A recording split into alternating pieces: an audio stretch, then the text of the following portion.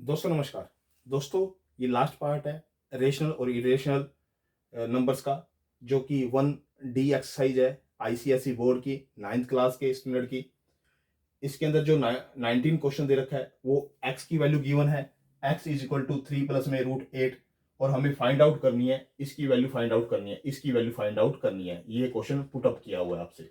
X square plus में 1 by में x square, ये जो दे रखी है इसकी वैल्यू, आप इसका रेसिप्रोकल कर लो, यानी कि 1 बाई में एक्स कर लो तो इसकी वैल्यू भी रेसिप्रोकल हो जाएगी। जैसे ही हमें क्या करना है, इसकी वैल्यू, ये एक्स का 1 बाई में एक्स कर लिया तो इसकी वैल्यू क्या होगी, अपोजिट हो जाएगी। जब एक्स की वैल्यू ये है तो 1 बाई में एक्स की वैल्यू ये हो जाएगी।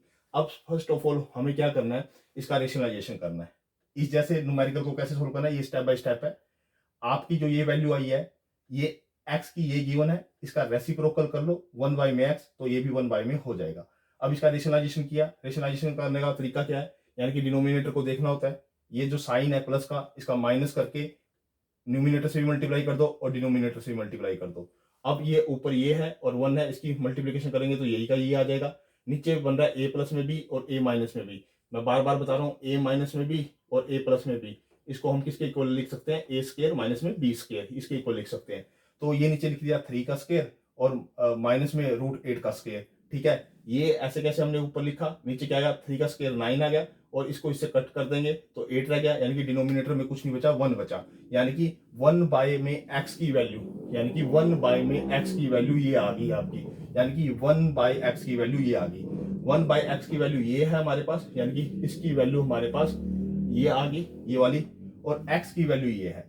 अब एक्स प्लस में 1 बाय में एक्स कर दो, यानी कि एक्स प्लस में ये लिख के, यानी कि ये वैल्यू प्लस में ये वैल्यू करो, क्योंकि x की वैल्यू तो ये है और 1 बाई में x की वैल्यू ये आई है, यानी कि इन दोनों वैल्यू को ऐड कर दो, यानी कि x प्लस में 1 बाई में x इज इक्वल टू, यहाँ x की वैल्यू तो ये पुट कर दी मैंने, ये वाली, और 1 बाई में x की वैल्यू मैंने ये पुट कर दी यहाँ पे।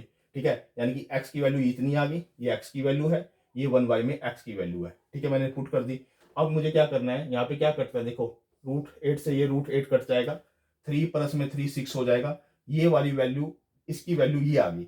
अब मेरे को वैल्यू चाहिए इसकी, ध्यान से देखो, इसकी वैल्यू चाहिए। मैं क्या करूंगा, इसके बाद squaring on the both side, क्या लिखा है मैंने, squaring on the both side, यानी कि दोनों साइड स्केयर करने पे मैंने इसका भी स्केयर कर दिया और इसका भी स्केयर कर दिया। ये क्यों किया, क्योंकि कोई भी दो इक्वल नंबर हैं, अब हम उसको सेम नंबर से डिवाइड करें, सेम नंबर से ऐड करें, उसके ऊपर अंडरूट लगाएं या स्केयर करें या क्यूब करें, तो उस नंबर पे कोई फर्क नहीं पड़ता। इसलिए हमने ऐसा किया है कि यहाँ स्केयर किया, यहाँ स्केयर किया, और हमें इसका स्केयर करने से हमें ऐसी ऐसी वैल्यू मिल जाएगी।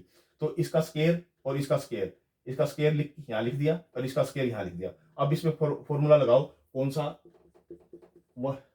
ए स्केयर प्लस में बी स्केयर प्लस में 2ab, ये वाले फॉर्मूला लगा दिया। ए स्केयर बी स्केयर प्लस में 2ab, या 2ab इज इक्वल टू 6 का स्केयर 36। अब इससे ये कट जाएगा तो क्या आ गया, एक्स स्केयर प्लस में 1 बाई में एक्स स्केयर प्लस में 2 इज इक्वल टू 36। ये 2 इधर राइट हैंड साइड में लाके इसको ट्रांसपोज कर दो, यहाँ माइनस हो जाएगा तो 34, यानी कि इसकी वैल्यू हमारे पास 34 आ गई। आप इसको बड़े ध्यान से देखो, एक एक स्टेप को देखो। पहले मेरे पास x is equal to this था, मुझे ये फाइंड आउट करना था, मैंने 1 बाई में x किया, इसका रेसिप्रोकल किया, फिर मैंने इसकी रेशनलाइजेशन करी, जो रेशनलाइजेशन करके जो वैल्यू आई वो 1 बाई एक्स की वैल्यू आई, फिर मैंने x और 1 बाई में x को ऐड किया, और यानी कि इधर वाली भी वैल्यू ऐड हो जाएंगी, दोनों की वैल्यू ऐड हुई तो इसकी वैल्यू 6 आ गई। तो यहाँ पे मैंने दोनों का स्केयरिंग किया, squaring on the both side, दोनों साइड स्केयर लगाया, स्केयर को ओपन किया, ओपन करने के बाद जो वैल्यू आई, जो कटा, उसकी वैल्यू यहाँ से 34 आ गई। मेरे पास एक्स स्केयर प्लस में 1 बाई में एक्स स्केयर की वैल्यू क्या आ गई, 34, जो कि हमारा क्वेश्चन सोल्व हो गया। अब जो अगला क्वेश्चन है 20 question, x is equal to 4 minus में √15, इसकी वैल्यू फाइंड आउट करनी है। अब 20 क्वेश्चन में इसकी वैल्यू फाइंड आउट करनी है, वही सेम कंसेप्ट करना है। एक्स को 1 बाई में एक्स कर दो, 1 बाई में एक्स किया तो ये भी वैल्यू रेसिप्रोकल हो जाएगी, ये वैल्यू रेसिप्रोकल होगी। अब इसके बाद क्या करना है, इस वैल्यू का रेशनलाइजेशन करना है। इसको मैंने ऐसे कैसे लिखा, जो ये डिनोमिनेटर होता है उसका साइन चेंज करके हम न्यूमिनेटर से भी मल्टीप्लाई करते हैं और डिनोमिनेटर से भी मल्टीप्लाई करते हैं। अब ये वाली वैल्यू को इससे मल्टीप्लाई करो, ये नीचे कंसेप्ट बन गया a माइनस में b और a प्लस में b, तो नीचे तो आएगा a का स्केयर और b का स्केयर, ऊपर ये वाली वैल्यू सेम आ जाएगी ऐसे की ऐसे। नीचे क्या बच जाएगा, 4 का स्केयर और √15 का स्केयर, ऊपर ऐसे की ऐसी वैल्यू मैंने लिख दी। अब क्या करना है, इससे ये कट हो जाएगा 4 को अगर इससे स्केयर करोगे तो 16 आएगा, 16 में 15 जाएगा तो 1 आएगा, यानी कि नीचे यहाँ 1 आता है। 4 प्लस में रूट 15 बाय में 1 को आप हटा दो, आपकी वैल्यू ये आ गई। किसकी वैल्यू आई है? 1 बाय में x की वैल्यू आई है, ये 1 बाय में x की वैल्यू आई है, ये 1 बाय में x की वैल्यू आई है, ये x की वैल्यू है।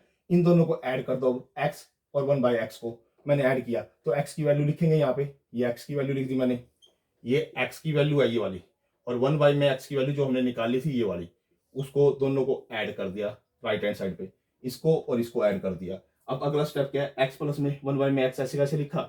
रूट 15 से रूट 15 कट गया, एक माइनस का है एक प्लस का है, 4 और 4 8 हो गया।